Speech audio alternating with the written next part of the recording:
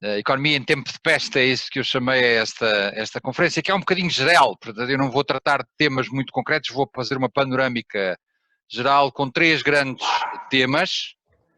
Primeiro, peste, portanto falar um bocadinho sobre a peste e sobre o impacto que ela tem na economia. Depois, a análise concreta desta circunstância, portanto os impactos esperados, o mecanismo económico que está por trás e como é que em Portugal se encaixa neste quadro. E finalmente um bocadinho sobre política, quer política geral, quer política pessoal, como vão ver. Começo por notar o essencial disto, portanto daqui a um minuto já sabem tudo. Primeiro, as crises económicas são muitas e têm muitas causas, físicas, desde terremotos, furacões, sanitárias, militares, climáticas, económicas, choques de petróleo, financeiras, já vimos há muito pouco tempo, e até psicológicas, às vezes sem mais nada as pessoas perdem a confiança. Os mecanismos são muito diferentes, mas o impacto é sempre o mesmo. Queda no produto e no consumo, subida do desemprego, perda de bem-estar. Desde as pequenas crises às muito grandes, o fenómeno é sempre igual. Agora, neste caso, quando estamos a falar deste tipo de circunstâncias, das pestes, que tivemos muitas ao longo da história, o impacto económico tem algumas características. Primeiro, se nós deixarmos a coisa correr, quer dizer, não ligarmos nenhuma à peste, o impacto económico é muito pequenino. Um estudo que já vou mostrar daqui um bocadinho, um modelo estima que esta crise teria um impacto de 0,7% no produto, uma crise muito moderada, com uma duração curta, 7 meses. E, portanto, se nós não fizermos nada, o impacto económico é praticamente muito pequeno, até porque ainda por cima, neste caso, nós temos uma peste que atinge sobretudo os mais idosos, que não estão já na função de produção.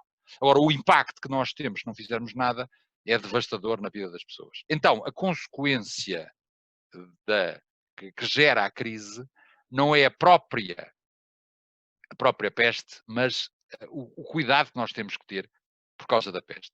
Portanto, a crise não é causada pela doença, mas pela cura.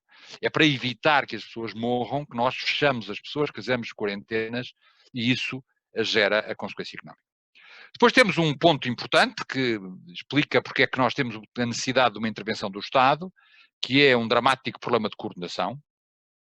O ponto de vista individual, uma pessoa que está infectada e precisa de ir comprar pão, o custo que ela tem é pequeníssimo, pelo contrário, se ficar em casa tem um custo enorme, mas o impacto que ela tem sobre os outros é muito grande. Portanto, há uma diferença enorme entre o custo pessoal e o custo global dos atos de cada pessoa, e, portanto, isso implica uma intervenção estatal para forçar as quarentenas, os cordões sanitários, etc. Tudo isto é importante dizê-lo, e vamos daqui um bocadinho ver a consequência, é que não tem a ver com a finalidade de evitar as infecções, porque o vírus está por aí. Portanto, ele vai infectar, quer a gente queira, quer não. Elas vão acabar por acontecer. Estamos apenas a tentar ganhar algum tempo, primeiro, para não entupir os serviços de saúde, e segundo, para encontrar, eventualmente, uma vacina ou uma cura, que é o que estamos a procurar. Ora bem, vamos então ver rapidamente as pestes. Primeiro, sempre houve, muitas. A maior de todas, a esmagadora, foi a peste negra, a chamada peste negra, bubónica, uma peste bubónica, transmitida pelas pulgas dos ratos, a gente sabe isto. Matou entre 75 a 200 milhões de pessoas no total do mundo e na Europa mais de um terço da população. O pico foi neste período, em meados do século XIV, e o impacto económico foi devastador, porque os salários subiram tanto que acabou o feudalismo. Há muita gente que diz que o fim do feudalismo foi aceleradíssimo por esta epidemia. Portanto, de repente havia falta de trabalhadores, os salários subiam e o equilíbrio social alterou-se. As duas grandes últimas pandemias foi há 100 anos, praticamente, em janeiro de 2018 a dezembro de 2020, desculpem, de 1918 a dezembro de 2020, imediatamente a seguir à Primeira Guerra Mundial, tivemos a gripe espanhola, que infectou 500 milhões de pessoas, um quarto da população, o número de mortes total terá entre 40 e 50, e a mais recente, todos conhecem a SIDA, foi descoberta em 81, em 2018 os últimos números dão que havia 38 milhões de pessoas infectadas em todo o mundo, e terão morrido entre 25 e 35 milhões. Sim, só para verem, isto é um cartaz, não por acaso não é português, é brasileiro, sobre o que é que se deve fazer, e é muito parecido com o que agora não estamos ler, mas é muito parecido com o que agora estamos a fazer. E temos aqui os números, reparem, em Portugal nós temos 120 mil mortos, o pior foi na Índia, na China e nos Estados Unidos, onde morreu muito mais gente. Só para verem como as coisas são, reparem, tem aqui a taxa de natalidade a vermelho, em Portugal, e a taxa de mortalidade a azul, e este pico inacreditável é precisamente a gripe espanhola. Portanto, a taxa de mortalidade sempre esteve abaixo da natalidade, exceto neste ano, 1918, e desde 2007. Portanto, desde 2007, de facto, há a morrer mais gente do que nasce, isso penso que já sabiam, mas esta foi a descida brutal da natalidade em Portugal, mas também a mortalidade tem vindo a descer. Mas o que eu queria chamar a atenção é para este pico incrível que mostra bem qual foi o impacto enorme na concentração naquele ano, que aliás, como sabem, matou os dois pastorinhos de Fátima, a Jacinta e o Francisco, primeiro o Francisco, depois a Jacinta, morreram precisamente com esta gripe espanhola. E há uma queda enorme da natalidade, mas isso também tem a ver com a Primeira Guerra Mundial. A SIDA, temos aqui os números, é um fenómeno que é essencialmente africano, indiano e americano, norte-americano, como veem, mas está espalhado pelo mundo inteiro e também em Portugal. Portugal, por acaso, até é um dos mais afetados. Esta epidemia concreta teve dois antecipados, todos os dois antecedentes próximos. Primeiro a epidemia SARS, que aliás é exatamente por uma variante deste vírus. O vírus atual, o chamado coronavírus, chama-se SARS-CoV-2, precisamente por causa disto. É uma doença que apareceu na China em 2002 e gerou 8.000 casos e cerca de 800 mortos em todo o mundo. Em 2009, mais recentemente, tivemos uma epidemia da gripe A, toda a gente se lembra disto, andamos aí a lavar as mãos, no meio da crise financeira andávamos a lavar as mãos, é chamada gripe suína ou gripe mexicana, que curiosamente é exatamente o mesmo vírus da gripe espanhola, daquela gripe que eu falava há bocadinho em 1918. Terão acontecido até 284 mil mortos em todo o mundo. Porquê é que cada vez falamos menos de epidemias? Porquê é que nós estamos tão surpreendidos com isto? A razão, todos sabem, é que a generalização da vacinação e de muitas outras curas reduziram drasticamente esse valor.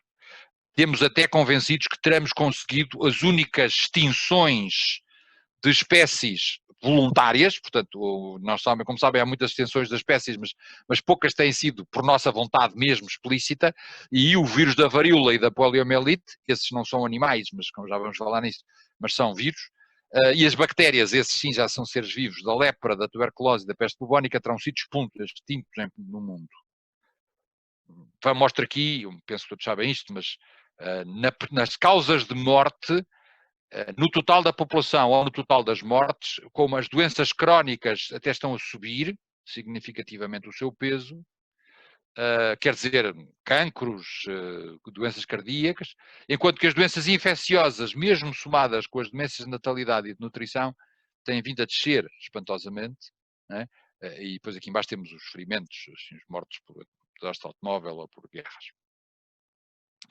Termino esta primeira passagem com um filme, eu vou falar de alguns filmes para ilustrar as conclusões, e aqui este filme, que penso que todos conhecem, enfim, quando estamos a falar de alumni, quando são os alunos do próprio ano, esses não sabem, mas meus amigos todos conhecem este filme, certamente. A última frase do Blade Runner, pelo menos do Director's Cut, é esta: "It's too bad she won't live, but then again, who does?" Quem é que vive? Todos nós morremos. Não foi o vírus que trouxe a morte, já tínhamos morte antes e vamos ter morte sempre. Todos nós vamos morrer e só uma vez cada um. Enfim, mas esta é a situação que estamos a viver. Ora bem, rapidamente também, eu não queria perder muito tempo aqui para ter mais tempo, primeiro para as vossas perguntas e depois para a parte económica, falar-vos rapidamente do modelo epidemiológico. O primeiro tratamento matemático do problema das epidemias é por Daniel Bernoulli, em 1760. Isto tem a ver com a vacinação da varíola. Enfim, como sabem, a vacinação foi criada na China no século IX. Há muito tempo que os chineses sabem de vacinação, são a civilização mais avançada da história. Mas no Império Otomano, portanto, a vacinação já tinha chegado ao Império Otomano no princípio do século XVIII, e a mulher do embaixador britânico no Império Otomano trouxe para a Grã-Bretanha a ideia da inoculação, da vacinação, como forma de combater a varíola, que na altura fazia devastações enormes na sociedade britânica. Isto foi muito polémico, até que o Bernoulli, que era um matemático, enfim, também por acaso, curiosamente, também formado como médico, suíço, da grande família Bernoulli, portanto, digo sempre que, para não haver confusões, este Daniel não é necessariamente o Bernoulli que conhecem, porque, por exemplo, a distribuição de Bernoulli é do Jacob, que é primo dele. Ele tem uma família muito vasta de cientistas. Este é o Daniel Bernoulli da teoria da utilidade. Portanto, se alguém sabe aqui que a teoria da utilidade começou exatamente com este Bernoulli no início do século XVIII, muito antes do Adam Smith, já se sabia a ideia básica da utilidade. mas noutros trabalhos que não têm nada a ver com a utilidade, ele apresentou esta ideia, que é a ideia hoje básica dos modelos epidemiológicos, que é a ideia da imunização de grupo. Ou seja, se uma grande percentagem da população estiver inoculada, mesmo aqueles que não estão inoculados têm grandes benefícios, porque o vírus não consegue transmitir-se. E, portanto, esta é a base do modelo que, enfim, na altura lançou o estudo sobre epidemias e que foi contestado, por exemplo, pelo grande matemático D'Alembert, com quem houve aqui uma polémica. O modelo que toda a gente usa hoje, bastante mais avançado do que eu vou apresentar, como é óbvio, mas o modelo básico é de 1927, nestes dois senhores, Kermack e McKendrick. E a ideia é muito simples, eu vou só apresentar a ideia básica, provavelmente todos sabem, mas já agora vou explicar isto. Nós temos, primeiro, as pessoas que estão suscetíveis de ser infectados, que no início é toda a população. Depois há uma taxa de infecção que transforma uma parte dessa população em infectados e, se não, as pessoas continuam a ser suscetíveis, portanto, voltam para trás. Uma vez uma pessoa infectada, há uma taxa de recuperação e uma taxa de mortalidade. Ok? Portanto, esta é a estrutura básica e é esta dinâmica matemática muito simples que leva àquilo que os meus amigos todos estão a ver, são os bonecos que veem na televisão. Portanto, nós olhamos para o número de suscetíveis, primeiro é 100%, toda a gente potencialmente pode ser infectada, e depois, à medida que o tempo passa, vai descendo o número de suscetíveis, porque vai subindo o número de infectados. Isto é a dinâmica fundamental, o número de infectados, não é? Este é que é o pico que toda a gente está a dizer, se já aconteceu, se não aconteceu. É este pico que está aqui a falar, que a senhora diretora-geral diz que poderá ser uma planalto. Bem, esta é a dinâmica que se está a falar.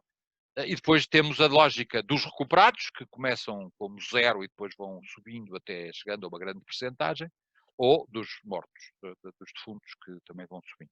E depois a coisa estabiliza. Portanto, isto é o fenómeno típico de uma epidemia. Duas intervenções fundamentais são, como é óbvio, a vacinação, que transforma suscetíveis em recuperados, sem passarem pela infecção, ou a cura, que altera a taxa de recuperação, subindo-a e diminui a taxa de mortalidade. Pronto, esta é a lógica básica do modelo. E agora, há alguns dados, todos sabem isto, mas já agora rapidamente falar-vos de alguns dados. Ela é gerada por este vírus, o SARS-CoV-2, como eu disse, portanto é a variante da SARS, que aconteceu sobretudo no Extremo Oriente há 10 anos, há quase 20 anos. O vírus não é um micróbio. Porquê? Porque não é considerado um ser vivo. Ele é uma molécula de proteína coberta por uma camada protetora de gordura.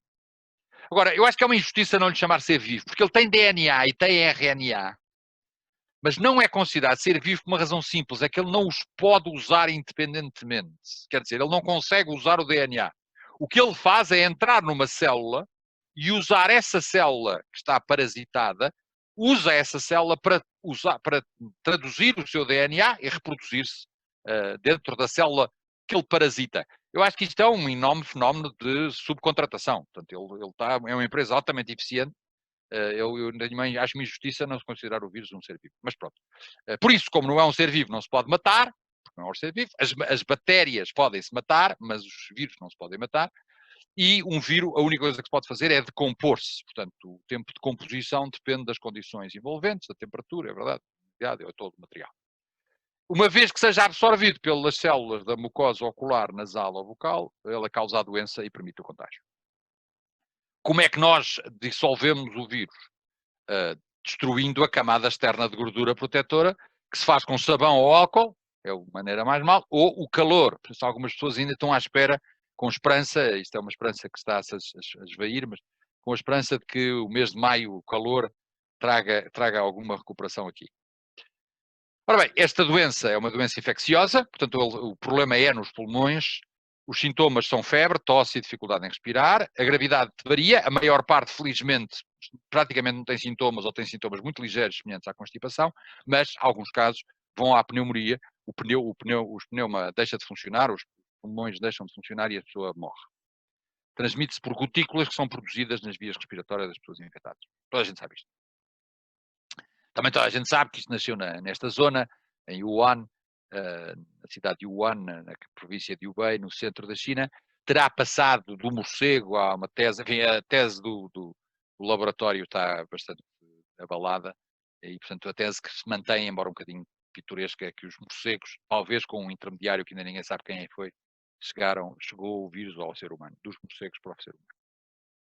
Os números são espantosos em termos de rapidez, portanto, a 17 de novembro é o primeiro caso registrado na China, no final do ano a China contacta a Organização Mundial de Saúde e declara o surto, depois morre a primeira pessoa a 9 de janeiro, logo entre eles já está fora da China, na Tailândia, a segunda morte foi a 15 de janeiro, a transmissão entre humanos é confirmada a 20, os primeiros casos na Europa vêm de fora para a França a 24 de janeiro, a Itália confirma os 2 primeiros casos a 30 de janeiro, a primeira morte nos Estados Unidos é a 1 de março, a Organização Mundial de Saúde declara a pandemia a 11, os Estados Unidos declaram o estado de emergência e nós a 18, eles a 13 e nós a 18.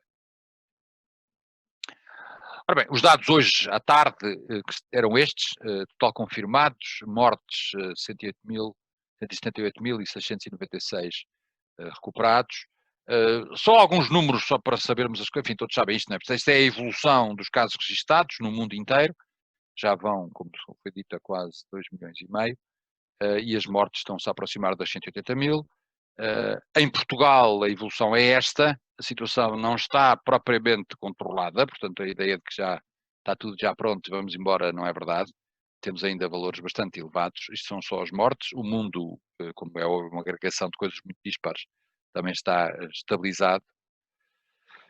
Se olharmos para os 20 maiores países em termos de casos registados, em primeiro lugar destacadíssimo está os Estados Unidos, depois a Espanha, a Itália, a Alemanha, Portugal está nesta posição, portanto estamos em 16º. Mas se dividirmos por 1 milhão de habitantes e deixarmos cair os países microscópicos, porque esses evidentemente não interessam, temos a Espanha em primeiro lugar, a Bélgica, depois a Irlanda, a Suíça, a Itália. Portanto, o problema é essencialmente um problema europeu. Os Estados Unidos, o Qatar aparece a seguir, depois Portugal, nesta posição, depois a Holanda. Portanto, como veem, a maior parte dos países mais atingidos neste momento, por enquanto, ainda são europeus, em dimensão razoável, portanto, comparando com a população. Se olharmos para as mortes, desculpem, são os números de mortes. Em primeiro lugar já está os Estados Unidos, a Itália, a Espanha a seguir, mas dividimos por população. A Bélgica já ultrapassou a Espanha, curiosamente. Depois a Itália, a França, o Reino Unido, a Holanda, a Suécia, a Irlanda, a Suíça, os Estados Unidos ali e Portugal a seguir ao Irão, ao mesmo nível do Irão, depois outros países europeus. Portanto, o fenómeno ainda está essencialmente centrado na Europa. Mostro-vos alguns países. A China, o primeiro caso, como veem, estabilizou. Quem está disparado neste momento são os Estados Unidos, destacadíssimos em primeiro lugar, e depois a Espanha e a Itália, onde a Espanha já ultrapassou a Itália, mesmo em número absoluto, depois a Grã-Bretanha, depois aquele é o Irão, e depois cá em baixo temos o Brasil e Portugal. Mas se dividirmos pela população, em primeiro lugar está destacadíssima a Espanha, em segundo a Itália. Os Estados Unidos vão a apanhar, Portugal está ali a ser quase atingido pela Grã-Bretanha. Depois temos o Irão, o Brasil lá em baixo e a China. Isto é em caso absoluto, em termos de mortes, esta é a mesma coisa, enfim, mais ou menos igual. Portanto, a Espanha e a Itália estão em primeiro lugar e depois a Grã-Bretanha. Os Estados Unidos aí estão um bocadinho mais cá em baixo. Mas os Estados Unidos estão a subir bastante. Pronto, isto era, enfim, já sabem isto, os dados da doença. Vamos passar então agora a falar da economia. E começo com um filme que todos viram também, da nossa juventude, Wall Street, onde o pai do Bud, a figura central, este jovem que é protagonista do filme, o pai dele, o Carl Fox, diz: o dinheiro é uma coisa que a gente só precisa no caso de não morrer amanhã. Portanto, o dinheiro não é propriamente muito importante. Quais são os impactos? É muito interessante notar que antes mesmo do Covid, portanto, estamos a falar em novembro do ano passado, janeiro ou fevereiro, a OCDE, o Fundo Monetário Internacional e a União Europeia já tinham previsões bastante mitigadas para o crescimento este ano. Instável, chamava-lhe a OCDE, lento, dizia, uma recuperação lenta, dizia o FMI, crescimento dominado, dizia a União Europeia. Bem, agora o estudo que temos, a OCDE já fez 2 estudos, coronavírus, economia está em risco. O Unicredit, que é um banco italiano, chama-lhe a mãe de todas as recessões, ou o encerramento, o grande encerramento, chama-lhe o FMI. Bem, os números são estes. Portanto, o que estava previsto para este ano, para o mundo, era um crescimento de 3,3. Agora o FMI diz uma queda de 3. O Unicredit, que é a única entidade que também está aplicado para o mundo inteiro, diz uma queda de 6. A China ainda irá crescer alguma coisa este ano, diz, ele estava previsto crescer 6, vai crescer menos de 2. E os Estados Unidos, que estavam a prever crescer 2, vão cair talvez 6, talvez 11, segundo estas duas estimativas. Se olharmos para a Europa, a zona euro, que iria crescer à volta de 1%, vai cair, segundo o FMI, 7,5%, segundo o Unicredit, 13%. A Alemanha cai 7 ou 10%, a Itália 9 ou 15%, a Espanha 8 ou 16%. Para Portugal, as estimativas eram mais ou menos, antes do Covid, mais ou menos estáveis, à volta de 1,7, 1,8, 1,9. Temos a OCDE, a Comissão Europeia, o Banco de Portugal, o NECEP, portanto a Católica, e o Orçamento de Estado diziam estes números. Agora, o NECEP apresenta cenários com o cenário central em 10% e uma abrangência que vai de menos 20 a menos 4. As previsões, o Banco de Portugal apresentou estas estimativas, mas já quase as repudiou, porque apesar de se apresentar no dia 26, já tem dados que não permitem isso. O Unicredit diz uma queda de 15%, que ainda é pior que o Central. O FMI diz 8% para a queda de Portugal. A taxa de desemprego, as estimativas é que vamos entre 13 e 8, segundo o UNECEP, a Universidade Católica. O Banco de Portugal diz entre 10 e 11. O Focus Economics é uma reunião de várias estimativas que dá uma volta de 8 e o FMI diz de 14. Portanto, até é mais pessimista do que o SNECEP. Com um déficit que nenhuma dessas entidades previu, mas que o Unicredit e o FMI dizem que vai estar, coitadinho, era para aparecer o nosso ano de excedente orçamental, vai criar um déficit que será entre 11, que será o pior da nossa história, junto com 2008, ou com 2011, desculpem, ou 7, segundo o FMI, e uma dívida que vai saltar para 145. Só para verem mais ou menos o que é que se quer dizer. Portanto, isto é a evolução, a crise do Durão Barroso, isto é a crise do Sócrates, isto é a crise do Passos Coelho, e esta é a crise do Costa, coitado, que poderá dar nestas 3 alternativas segundo o NECEP, enquanto que o desemprego vai saltar para valores que não são pico, mas próximo, na pior das hipóteses, se não iremos aos 10%, também é um valor bastante significativo. Em termos de finanças públicas, portanto, o nosso excedente vai tirar-se por aí abaixo e a dívida vai saltar provavelmente para valores ainda superiores ao nosto pico máximo. Portanto, estas é as previsões do que se está à espera. Qual é o mecanismo que está aqui em causa? O mecanismo económico é evidentemente o impacto, como eu disse, gerado pelo isolamento. Isso vai ter efeitos do lado da oferta, paragem de empresas, interrupção do comércio internacional, rupturas das cadeias de valor, mas também do lado da procura, uma redução súbita e violenta do consumo privado e do investimento. É curioso porque temos um choque dos dois lados, é uma coisa que normalmente não acontece. Normalmente temos choques do lado da procura ou choque do lado da oferta. Este é um choque dos dois lados. O drama fundamental é evidentemente um forte problema de tesouraria. Né? E esse forte problema de tesouraria vai possivelmente criar o pior dos cenários económicos, que é uma espiral depressiva. Né? Se não tomarmos medidas, poderemos gerar uma espiral depressiva. Ou seja, a queda na oferta gera uma redução de rendimentos, que gera uma redução da procura, o que gera mais estrangulamento nas empresas, que gera nova perda de rendimentos, que gera novas quedas da procura, e portanto temos aqui sucessivos ciclos de estrangulamentos que temos que tomar medidas para evitar. No caso da pandemia, a novidade é que isto é muito rápido e é global. Temos súbito, global, mas também é curto, em princípio. Vamos ver quão curto ele será, mas em princípio é curto. Não é? E portanto aqui pede-se medidas urgentíssimas. Não é?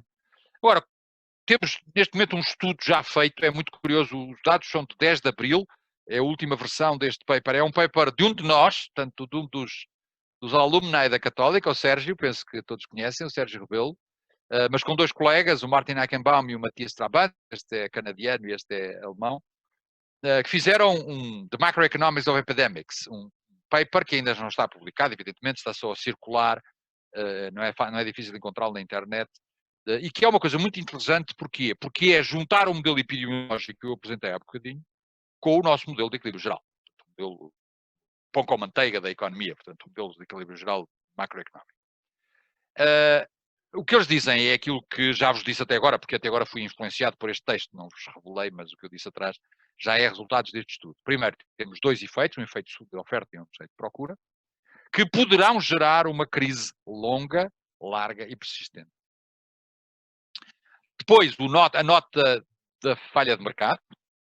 Portanto, não é um problema de irracionalidade, é um problema de diferença entre a escolha individual e a escolha coletiva. Portanto, o bem-estar individual, neste momento, opõe-se ao bem-estar coletivo dos infectados. O resultado é a tal questão fundamental de escolher entre ter mais recessão e menos mortes ou ter mais mortes e menos recessão. Portanto, o que cria a recessão é a tentativa de evitar as mortes. É esse o problema. Né? E estamos a falar de diferenças muito grandes, como aliás já vos vou mostrar. Só para, não quero perder muito tempo com isto, mas só para vos mostrar como é que funciona o modelo. Portanto, o modelo de não fazer nada, se nós não fizermos nada, deixarmos a epidemia seguir o seu caminho, nós temos esta linha preta tracejada, com o número de infectados a subir espantosamente e depois a descer rapidamente, certo? Os suscetíveis a caírem muito rápido, né? E os recuperados e os mortos a subirem imenso. Mas esta é a crise que nós temos. Temos uma pequena crise, a tal crise que não chega a 1% do produto, é um bocadinho, quase 2% no consumo. Agora, se nós tomarmos medidas de contenção, essas medidas de contenção vão diminuir os infectados, reduzir, portanto, aumentar os suscetíveis, reduzir os recuperados e as mortes significativamente. Estamos a falar de uma grande percentagem, mas a crise económica cai brutalmente, quer no consumo, quer no emprego. Isto são o número de horas trabalhadas que vão cair. A crise é muito pior. É a tentativa de controlar os infectados que gera a crise, como vimos. Ora, temos aqui dois problemas, que é, se nós contivermos a economia, portanto, se fechamos as pessoas em casa, nós temos uma grande depressão, mas assim que a gente alarga, as pessoas saem e são infectadas. Portanto, nós podemos ter várias fases de contenção. E, portanto, a melhor política neste mundo é criar uma subida devagar que vá permitindo a algumas pessoas a ficarem imunes e subir esse contenimento, a contenção, até depois, mais tarde, ir reduzindo. O que eles dizem é, se pegarmos agora o azul é o azul que está aqui, portanto é o mesmo azul, nós conseguimos, com essa política de contenção, agora o tracejado a preto é a política de contenção, reduzir significativamente os infectados, os suscetíveis e os recuperados, mas aumentando a crise. Portanto, mais uma vez, aumenta a tal crise. Temos que fazer uma política de contenção para reduzir os mortos. E este é o dilema, não há forma de fugir dele. Portanto, se nós quisermos conter a doença, vamos ter crise económica. Se nós quisermos conter a crise económica, vão morrer pessoas. Ora bem, termino com esta apresentação com mais um filme, o clássico Citizen Kane. Como sabem, é uma história sobre um milionário, o Kane, que já morreu e que um jornalista está a tentar perceber a figura e vai visitar um antigo colaborador dele dizendo-lhe, ele era um grande milionário, tinha feito uma data de dinheiro. E o outro responde, o colaborador, não é difícil fazer uma data de dinheiro se a única coisa que você quiser é fazer uma data de dinheiro. Mais uma vez esta relatividade. Ora bem, neste quadro, Portugal está numa posição particularmente difícil. Primeiro, temos uma fragilidade que vem da herança de 2009, da crise anterior, não está resolvida. A taxa de poupança de famílias está em mínimos históricos, a dívida nacional está em valores maiores do mundo e o esforço orçamental deu-nos alguma folga, mas rapidamente vai ser perdida, como sabemos, e não sei se nos dará grande credibilidade. Não sei até que ponto é que nós seremos tratados de maneira diferente da Itália ou da Grécia pelo facto de termos feito este esforço que eles não fizeram, mas vamos ver até que ponto é que o mercado nos trata com mais simpatia, duvido muito, sinceramente. O problema fundamental é a falta de capital. O país investiu fortemente nos anos 90 e 2000, mas com dinheiro externo, subindo a dívida e em projetos que depois se mostraram incapazes, e esse bluff foi revelado para a crise de 2008. Temos, neste momento, a 17ª dívida externa maior do mundo em percentagem do produto, em termos líquidos, e a 22ª em termos brutos. Estou a falar do total da dívida.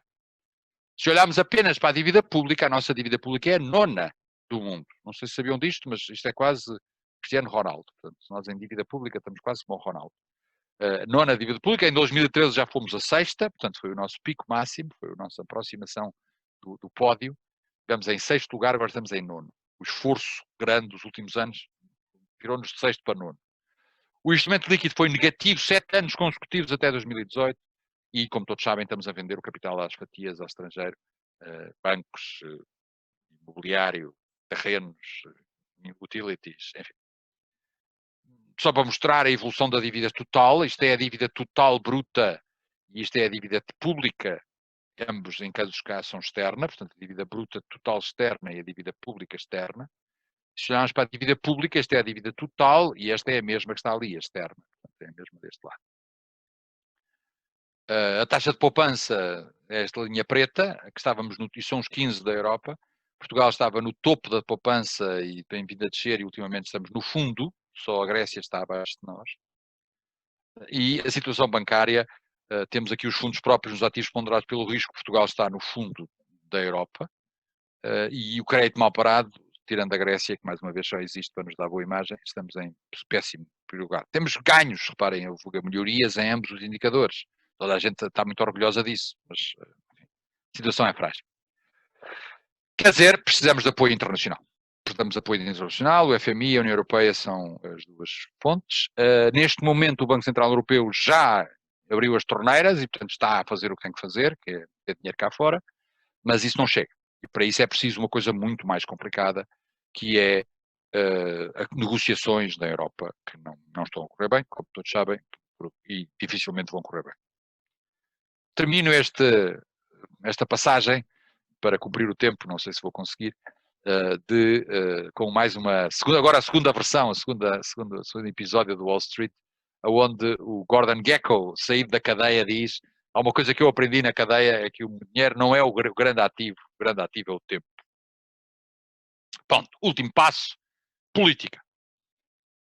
Primeiro, temos dois tipos de política aqui. O primeiro tipo é a política de emergência. Agora, enquanto isto está nesta situação. E aí, o problema é ganhar tempo para ter uma vacina ou uma cura. Se vai haver, o isolamento é indispensável.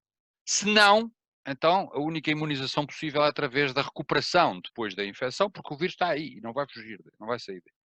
E nesse caso temos que reduzir o isolamento, porque a única razão para ter isolamento não é esperar pela cura, que se calhar vem, não sabemos, mas não se sabe quanto tempo é que demorará. Nesse caso, o problema fundamental é o não haver engarrafamento nos cuidados de saúde. Em qualquer caso, vai haver um enorme aumento de despesas adicionais em cuidados de saúde. Como é que se trata uma crise destas? Toda a gente sabe desde 1986 e do clássico do Keynes. Né? A maneira é pôr dinheiro no bolso das pessoas. Temos que sustentar o rendimento e assim sustentar a procura.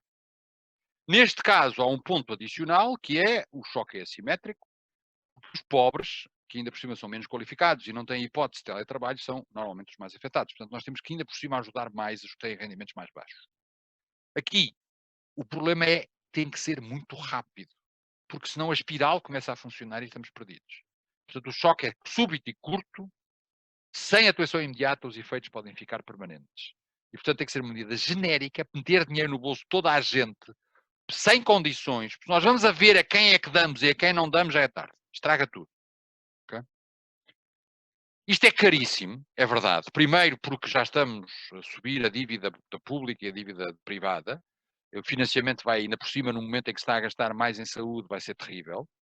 Por outro lado, a ajuda sem condições, entrega a todos, ricos e pobres, necessitados e não necessitados, vai ser visto como muito injusta. As ajudas às empresas, a mesma coisa, vamos ajudar empresas que não deviam sobreviver. Tudo isto são custos evidentes. Agora, a alternativa é andar a ver com cuidado a quem é que a gente ajuda e está tudo perdido. Nesse caso, a economia vai para água abaixo e os custos sobre a dívida, os custos de impostos ainda são piores. Até é preciso ter muito cuidado e tem que ser muito rápido nestas coisas. Okay? Esta é a primeira posição. Cito um texto do Telegraph de 3 de abril, onde a diretora-geral do FMI e o diretor-geral da Organização Mundial de Saúde escreveram um artigo juntos a dizer isso mesmo. Não se tenha ideia de que vai haver um dilema entre gastos de saúde e gastos da economia. Tem que se desgastar nos dois. A saúde é a prioridade de topo, mas o seu apoio à economia tem que estar, para reduzir o desemprego e as falências, tem que estar ao mesmo nível. Tem que se encontrar um equilíbrio aqui, não é fácil, mas tem que se encontrar, porque a alternativa é catastrófica. O elemento decisivo é a dimensão do tempo. Quanto tempo é que se aguenta ao fecho da economia e quanto tempo é que se pode dar a ajuda à economia. É isso que vai determinar a quebra na economia e o custo financeiro. A interação essencial, volto uma vez a dizer, é entre poupar vidas ou poupar a economia. E uma maneira boa de tentar fazer isto é a informação. Se nós todos tivéssemos na testa um sinal a dizer você está infectado, você não está infectado, o problema estava resolvido. É o problema de informação. É muito curioso, mas o pior deste problema não é uma questão de saúde, não é uma questão económica, é mesmo uma questão de informação. E por isso é que o teste é tão importante. O que é que o governo português fez? Algumas coisas boas, adiou despesas, adiamento de impostos, contribuições, rendas, isso é uma maneira inteligente de pôr dinheiro no bolso das pessoas, adiar despesas. O regime de layoff, que é parecido com aquilo que eu expliquei, portanto, pôr dinheiro no bolso das pessoas, as pessoas que não estão a trabalhar não são despedidas, mas ficam em layoff e, portanto, não estão a trabalhar, mas não estão despedidas, mas recebem um apoio do Estado. Reforço de algumas linhas de crédito, atenção aos setores mais afetados, turismo, indústria, hoje a pesca. Um regime excepcional de faltas justificadas, apoios excepcionais à família. Tudo isto são boas ideias. Qual é o problema? O problema é que foi a atitude geral deste governo. Este governo faz uma profusão de pequenas medidas. Era só preciso uma. Não preciso mais. Era só uma. Uma sim, mas genérica. Mas muitas delas são condicionais. Portanto, dependentes da aprovação burocrática. Pronto, já estragou tudo. Uma aprovação burocrática atira para o verão. No verão já não é preciso, obrigadinho. É agora. Né? Alguns casos, eu acho que isto é quase insultuoso. Vocês paguem que a gente depois ajuda ao filho. Não pode ser. É agora, não é depois. Depois já não é preciso. É agora que é preciso. Talvez o mais escandaloso é a falta de atenção aos mais pobres e às instituições que os apoiam. Eu não consigo perceber como é que um governo socialista não faz isto. Ou melhor, percebo por causa deste segundo ponto. Ainda estão com o problema da credibilidade, ainda estão com o problema do orçamento, ainda estão com o problema da dívida e pronto, e o país está preso nisto. Bem, o que é que vai acontecer daqui a um mês ou dois? Portanto, políticas agora de recuperação. Quando passar este de contenção, a quarentena em geral for aliviada, mudam as coisas. Na primeira caso, pronto, na emergência é preciso quarentena e apoio de liquidez. Quando a epidemia entrar em recessão, é preciso mudar a abordagem. Agora, a estrutura entre custo de vida e custo de economia muda, porque a epidemia está em recessão. Não é? Teremos que passar para quarentenas seletivas para não ter impacto produtivo tão forte. E passamos de um problema de tesouraria, de um problema de liquidez, para um problema de saudabilidade e de recuperação das incompetências.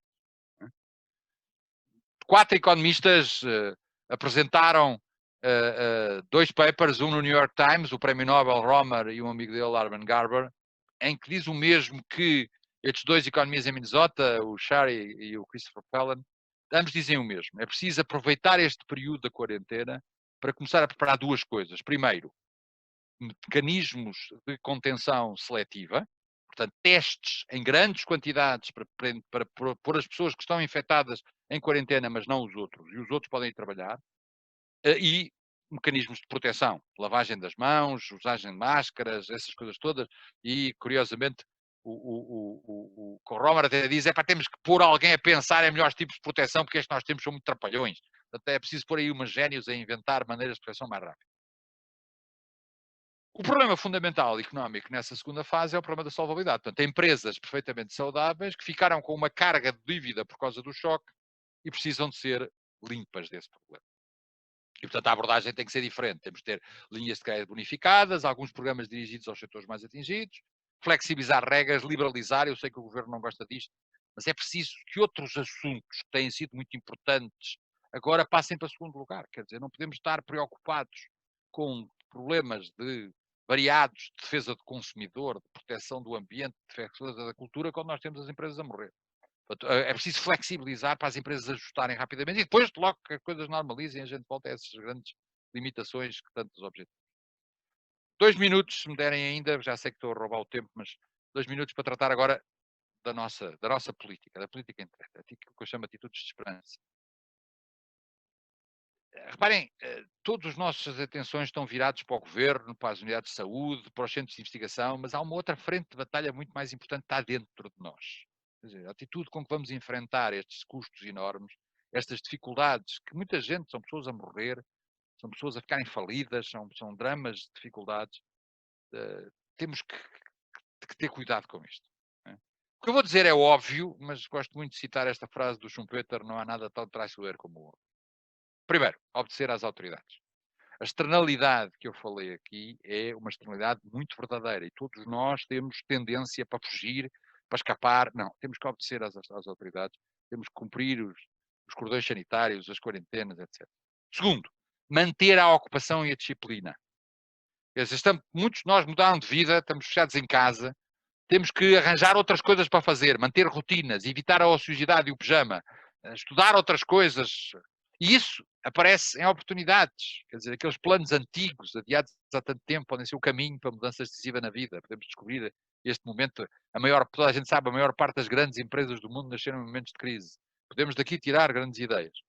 Manter as relações e os contactos. Graças a Deus, esta epidemia apareceu num momento em que já temos todos Facebooks e telemóveis e essas coisas todas. Se fosse há 20 anos, isto seria completamente diferente. Nunca esquecer que a grande qualidade da espécie humana é a adaptação. Nós adaptamos, ajustamos a tudo. Uma das provas mais engraçadas disto é de um filme, não sei se se lembram, O Império do Sol, do Spielberg, que é sobre uma criança que fica num campo de concentração japonês e um dos amigos dele, que aliás é representado por Malkovich, diz-lhe: é no princípio e no fim da guerra que temos de ter cuidado. No meio é clube de férias. Nós adaptamos até qualquer coisa, até uma guerra, nós adaptamos a qualquer coisa.